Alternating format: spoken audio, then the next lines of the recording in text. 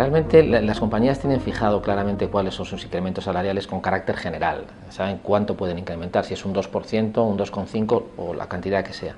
Si nosotros si queremos que nuestra compañía nos incremente el salario por encima de esa cantidad, tenemos que hacernos acreedores a ese incremento de salario. Tenemos que demostrar que hemos aportado un valor especial, que nuestro desempeño ha estado por encima de los estándares y además acreditarlo, si es posible, con una trayectoria en la que se vea que realmente venimos aportando mayor valor y que nuestro desempeño es de particular compromiso. Para poder conseguir una mejora en compensación, tendremos que ver que si no podemos seguir subiendo en lo que sería el salario efectivo base, quizá nos puedan tratar bien en la parte variable. ¿Por qué? Porque como todas las compañías tienen una estructura salarial, salirnos de esa estructura no va a ser posible. Solo va a ser posible quizá mediante la promoción, pero tenemos que saber si realmente somos acreedores a una promoción.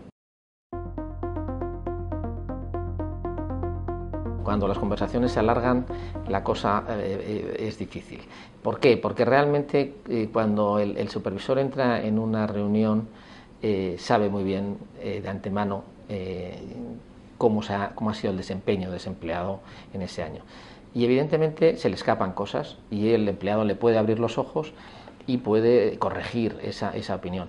Pero si tiene que tratar de recomponer totalmente y se alarga esa conversación, realmente es porque ya de partida el supervisor no está convencido de que ese desempeño haya sido tan bueno como le está planteando su. Por lo tanto, habría que decir que hay que dejar muy claro de inicio el compromiso que tenemos con la compañía, lo que ha sido nuestro valor en este último año y el desempeño, el valor que hemos aportado, porque hay que concretarlo, y el desempeño en lo que son nuestras capacidades normales.